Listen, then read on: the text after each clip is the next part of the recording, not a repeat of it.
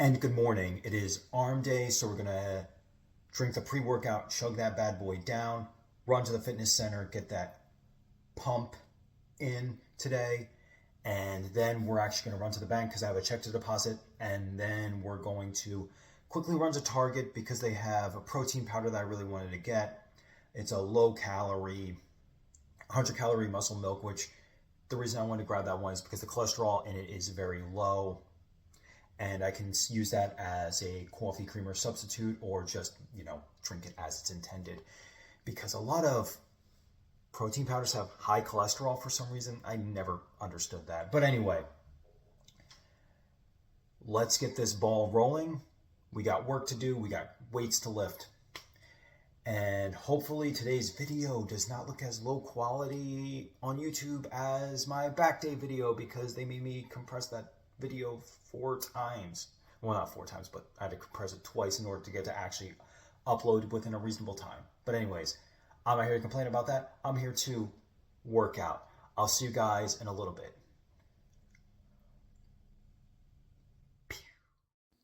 And I want to talk about movies, more specifically horror movies, and even more specifically underrated horror movies or underappreciated, or ones I think not many people have seen but would definitely enjoy. I'm going to go by the subgenres, I think. The first I'm going to start with is actually the zombie subgenre, and there are actually two I wanted to talk about. The first being Dead and Breakfast. It's actually a horror comedy, and it is really funny. It's like on the front of the DVD, it literally says the USA's answers to Shaun of the Dead. And yeah, because it is a very solid zombie comedy.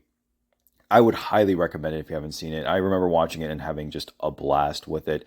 And the other one, this one's not a comedy. It's called Overlord. This one I actually saw in the cinema, and it was a lot of fun. The zombie stuff doesn't really happen until the end. It is actually more a war movie throughout the majority of it.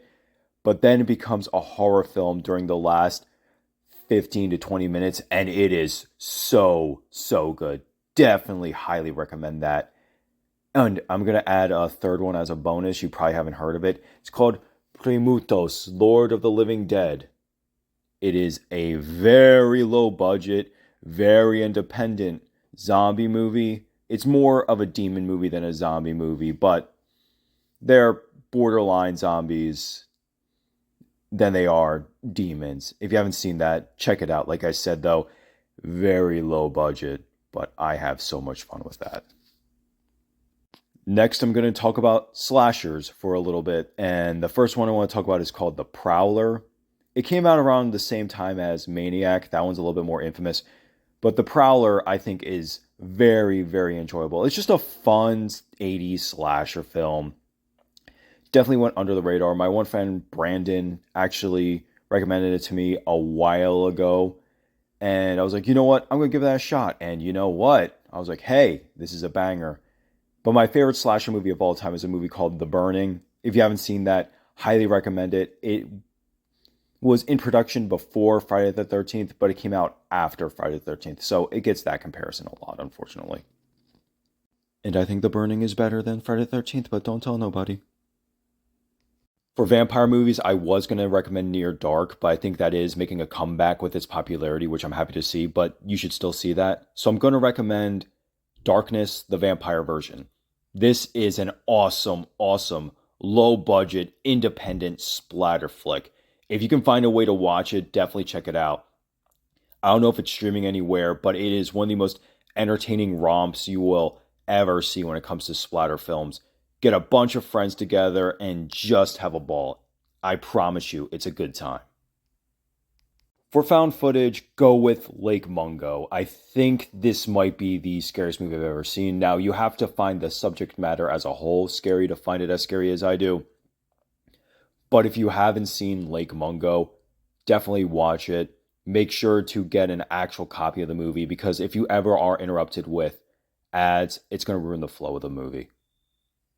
When it comes to Western horror, I think that's become a little more popular over time with the popularity of Bone Tomahawk, for good reason, because it's a very good movie. But if I want to recommend some underrated ones, check out a movie called Dead Birds, not zombie dead birds, but just dead birds. It's definitely made for TV quality, definitely direct to video quality, but I watched it for Halloween one year and it was solid. It has a creepy atmosphere to it. And it has moments that make you go, oh, that was a little unnerving. There are some effects that are dated, but if you can get past that, you will enjoy it, I promise. Overall, these are my horror recommendations, and I hope you enjoy them. Not gonna lie, that was one of the best arm pumps I've had in a long time, which was awesome. Really getting into the zone and focused literally helps just move. You know what I mean? I didn't do the morning cardio like I normally do. I know I'm gonna be walking around a lot today, so I can make up for it with that. Probably gonna get over 25,000 steps, hopefully by the end of the day. Right now I'm at 2,454, according to the watch. And as the day goes on, I'm hoping that by more midday, as in midday of my shift, I'll be past 12,000 steps.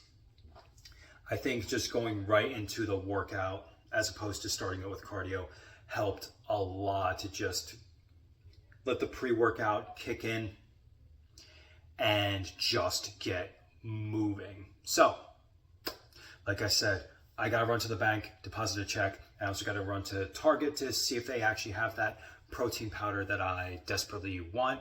Like I said, low calorie and also low cholesterol.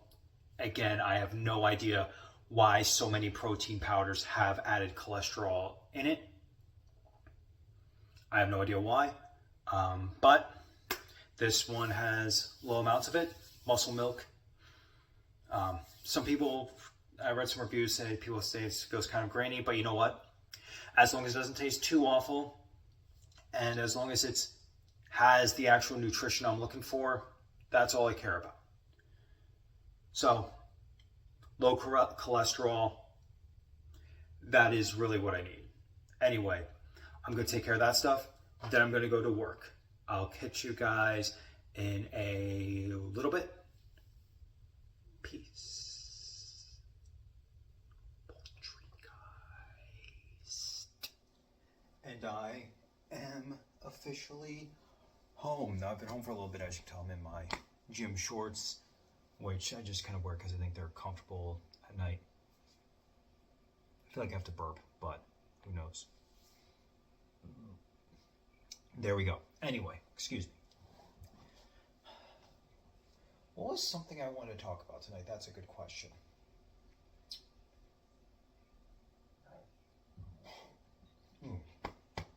Yep. Just finished eating. Don't worry.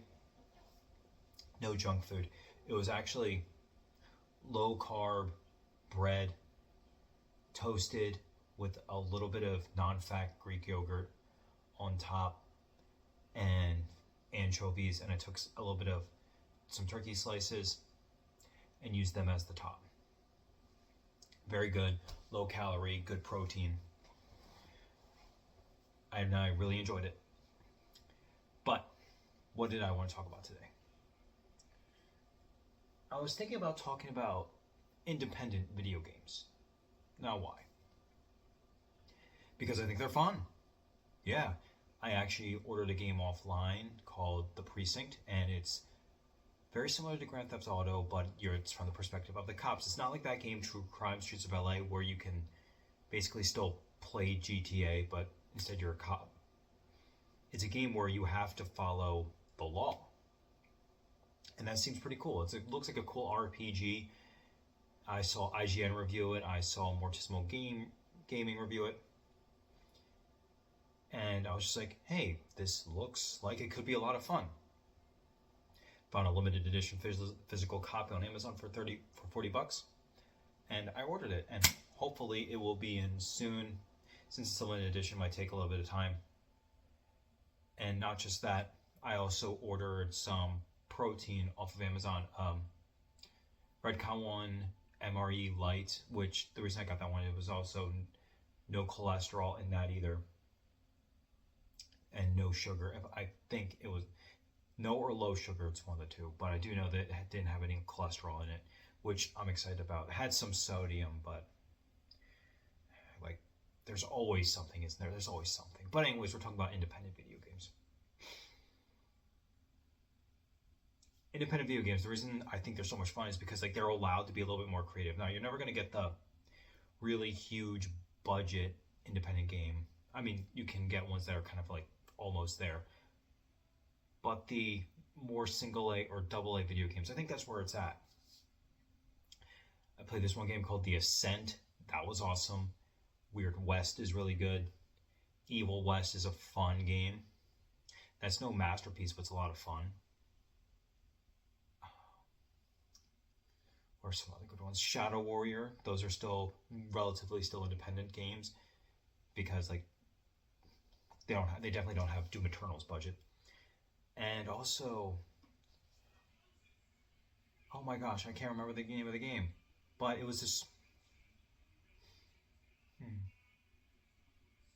I'm gonna have to think about it for a little bit. But what I like about independent gaming and why I've been getting much more independent games lately is they kind of give you what you want in a game, or they give you a more refreshing experience as opposed to the same AAA stuff over and over again. Now, of course, there's great AAA games out there, but if you pay attention to video games at all, a lot of it is just either open world, just grind, or just basically a movie that you sometimes get to play. And some of them are good, like The Last of Us was good. Assassin's Creed started out good for a while until they became insanely repetitive because that fell into the Call of Duty curse, my friends. Where Call of Duty, every single year, you're getting essentially the same game every year. It stops being fun at a certain point. Now, I know there was a lot of like heat against Call of Duty over a few years with, you know, it being essentially the same game each and every year. And then, you see, Call of Duty, I think, works fine in its bubble. It's a fine enough series, but the issue was that every game became a Call of Duty clone after that, and it started becoming very repetitive. So that's why when Bulletstorm and Duke Nukem Forever came out,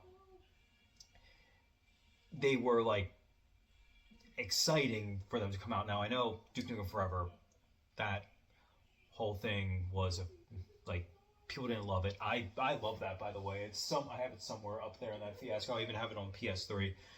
I really like Duke Nukem Forever. And then Bulletstorm, the reason why that was so cool is because it was just a bonkers FPS that came out during the time of everything wanting to be Call of Duty.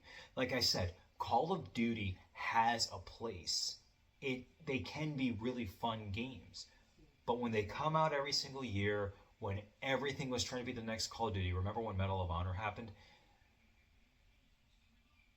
I mean, Medal of Honor even predates Call of Duty. I mean, the World War II era ones at least.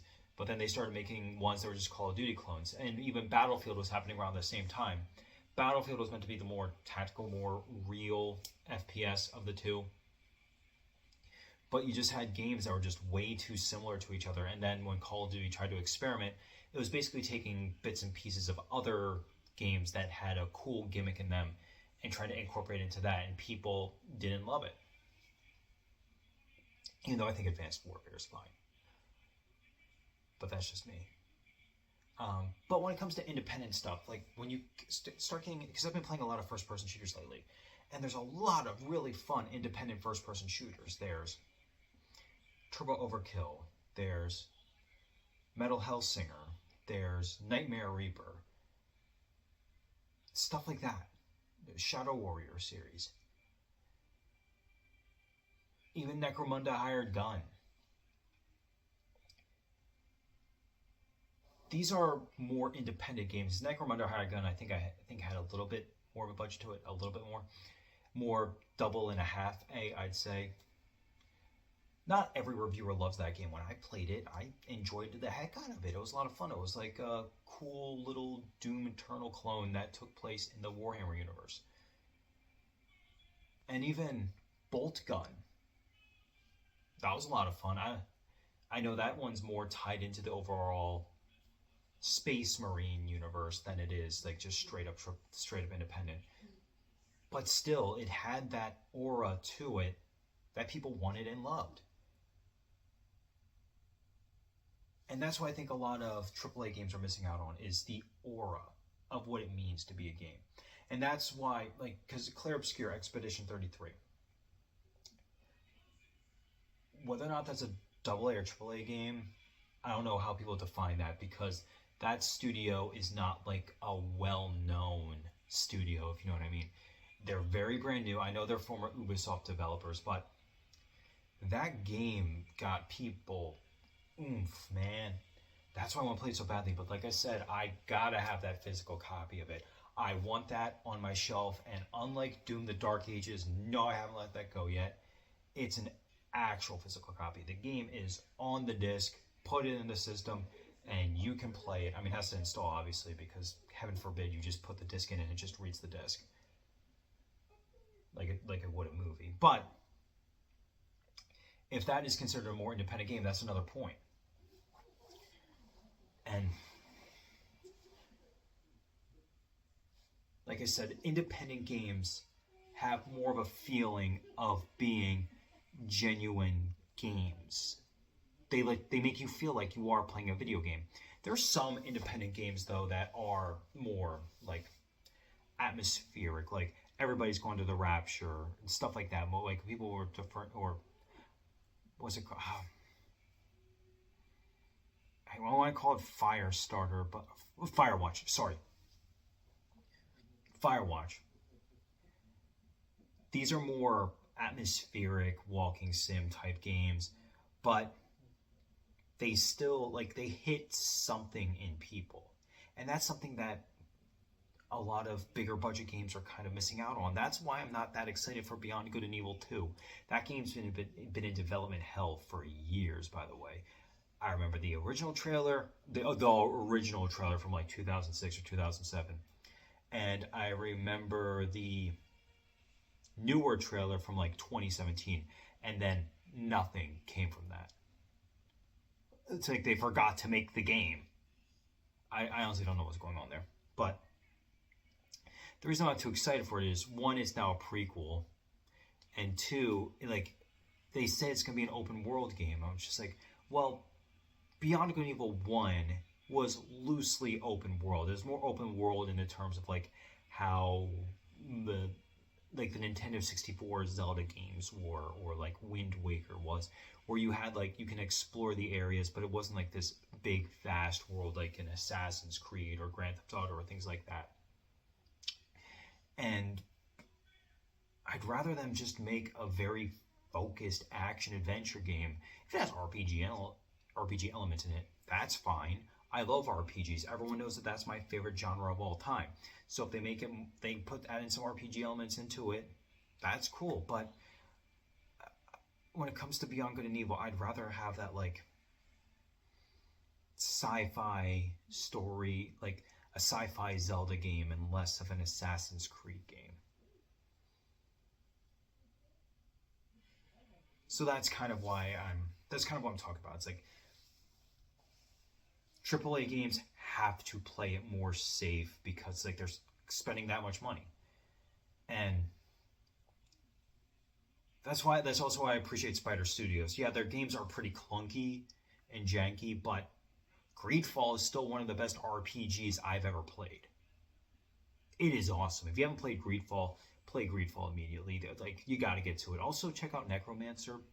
It came up before it. It's actually a lot more rough, but it has its moments. Don't try to 100% though. You're going to lose your mind. And also, Bound by Flame. That was okay. That one was even more jank than it came out before it. So you have to be willing to like acknowledge, like, okay, here's the issues, but this is a studio that's still learning. If you can get into that mindset, you should be fine.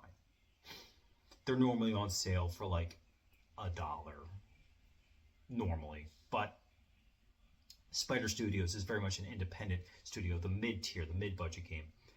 And I say mid-tier, but Greedfall is like borderline a masterpiece. It's awesome. Like, the amount of hours I sank into that game.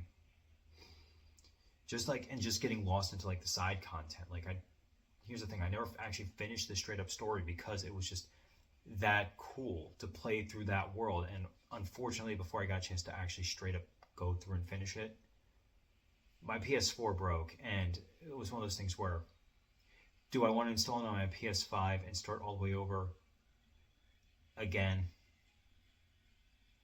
I don't know. Maybe one day if I like clean up my actual backlog, get to play a few more games that I genuinely want to play, I'll give that a try again. But I don't know. That was the most. That was like the big one of the biggest losses I've had when my PS4 actually broke. My PS4 can still turn on. It just can't read discs anymore. Like the disc drive won't take it. And when I tried to get it repaired, they said, "Oh, we don't have repair. They don't make repair parts for this specific model."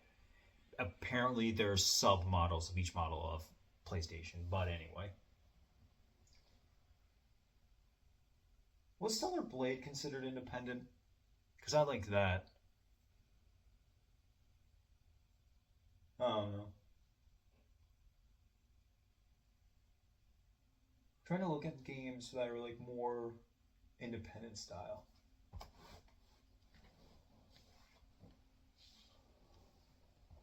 See if I have any physical copies of anything I could show off. Oh, Earth Defense Force. I wouldn't say that company's independent anymore, but that's a mid-budget game. Even though they cost full price. Let me check them out real quick.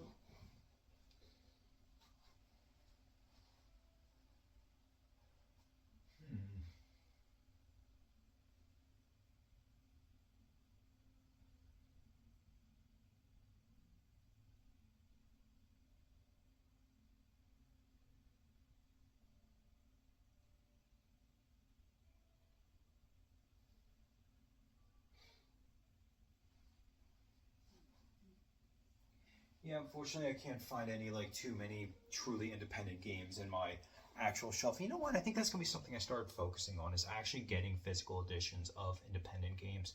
I know, unfortunately, a lot of the times they were released by limited runs, so if you don't get it that day, it's basically gone. So I'm gonna have to like start paying attention to that because independent games are just really cool. Plus, you're possibly supporting an up and comer, and I would like to see a company attempt to make a spiritual, or at least maybe that'd be actually really cool. I'm thinking like a spiritual successor to Ultima Underworld. I know they kind of did that. I forget what the game was called, but people apparently didn't like it too much. But I like the idea of like an RPG that takes place like underground, like in this maze. I don't know if anyone's ever played Ultima Underworld. It's very of its time and dated. At least I'm talking about controls here. But if you want to know where the Elder Scrolls formula came from, it's that game. If you can put yourself into the mindset of, okay, I'm in 1990, whenever that game came out, early PC game, you can you have to be willing to commit to that. But you will find a really good game in there. And an HD remake of that would actually be really cool. I think the System Shock remake was an independent production. I think. Don't quote me on that. I might be totally wrong about that. But anyway, that's another thing that, like I said, independent games just have this, like I said, there's that aura to them to where they feel like they're a video game. And that's what's important. If I'm playing a video game, I want to feel like I'm playing a video game. If similar to why I like trauma movies so much. Like if I put in Poultrygeist or something like that, I feel like I'm watching an entertaining movie with an independent, or I'm getting an experience that a big budget film is probably not going to be willing to take the risk with. And that's kind of what I'm talking about here is like with independent, they can take more risks because there's less money on the line. No, there's not, like I said, there's absolutely nothing wrong with big budget movies or games because you can get some great stuff out of that. But sometimes they do indeed come at a cost.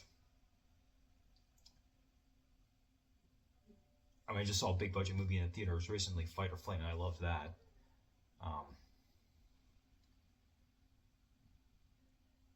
and almost every horror movie is more. They're produced by a big company, but they're normally lower budget because they don't need that big a budget. I really want to see Clown in a Cornfield, by the way. That looks like a lot of fun. And obviously the Toxic Avenger remake, whenever that comes out. And if they ever make Terrifier 4, I might check that out too. But independent video games, they're awesome. And if you want actually an easy way, if you're not into video games, you want a good way to get into them, check some of them out. They're normally at a really good price. Like I said, they feel like you're playing a video game, and they have that aura to them. You can find genres that you would love in them. 3D platformers, 2D platformers, first-person shooters, turn-based RPGs, action RPGs, isometric RPGs. You can find almost anything in the independent space. And that's also why they're really cool. Anyway, I'm going to do some more stretching. I'm going to play a little bit of an independent game now. Then I'm going to go to sleep. And I'm debating if I want to make a video tomorrow, because it's leg day and I really want to focus on it, because these last couple leg days I've been slacking. I might still make a video, but I just won't record the actual training. I know that's probably gonna break the flow of this channel, but I like talking to you guys. That's like the main thing. But let me play some independent games. I'll catch you guys later. Good night.